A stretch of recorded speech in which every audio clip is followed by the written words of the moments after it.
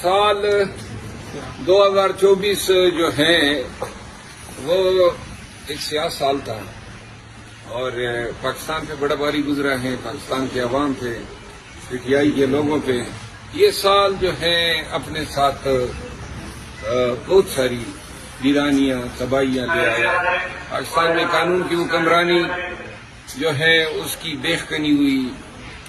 عدل و انصاف کے برج اور مینار گرائے گئے، عدلیہ کو تقسیم کیا گیا اور اب جو ہے عدلیہ کی آزادی یہ نام نہاد 26ویں آئینی ترمیم کے نتیجے میں 21 فارینہ بن چکی ہے۔ پاکستان کے عوام جو ہیں رل گئے، قتل ہوئے، مارے گئے، اغوا ہوئے، مار پیٹ ہوئی، یہ سب کچھ 2024 میں ہوا سلام۔ اور اسی سال جو ہے مینڈیٹ بھی چوری ہوا، اسی سال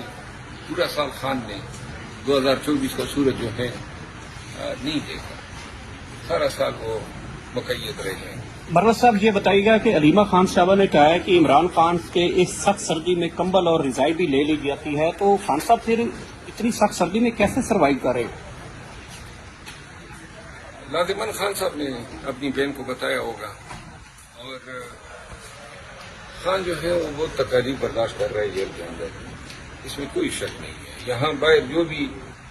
واقعات، سیاسی واقعات، بالخصوص جب بھی مارچ یا احتجاج یا ریلی ہوتی ہے، یا پھر سوشل میڈیا پہ کوئی اگر PTI کی طرف سے کمپین چلتی ہے یا خان کے ٹویٹر اکاؤنٹ سے کوئی خان کا بیان آتا ہے،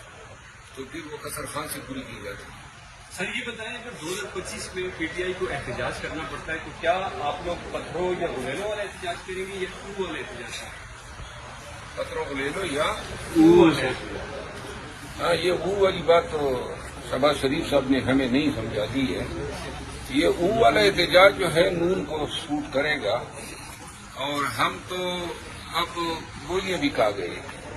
لہذا بات منہ پہ ٹھہرے گی نہیں ہماری،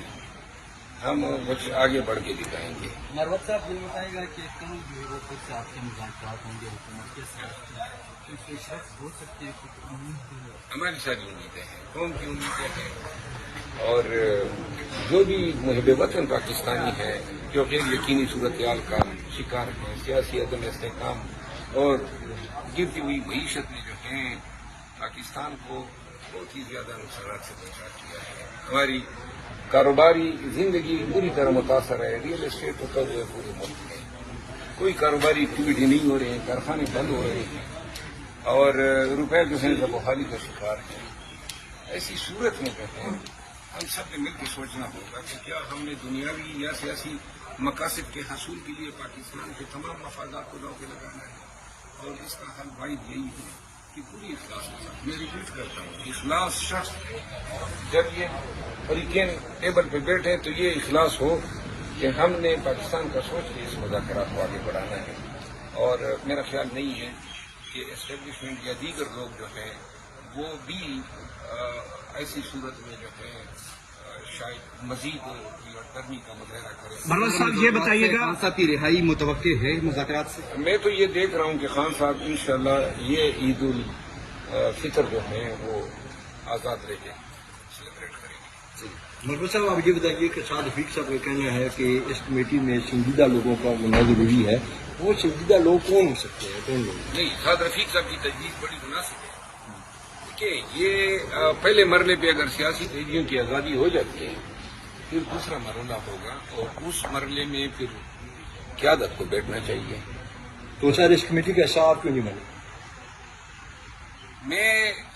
شاید اندیشہ یہ ہوتا ہے کہ اسپائل نہ کر دوں چیزوں کو، کوئی ایک بیان ایسا دے کے جس سے پورا مذاکراتی جو پروسیس ہے، لیکن میرا خیال یہ ہے کہ اسپائلر نہیں ہوں، میں پاکستان کا سوچتا ہوں، اور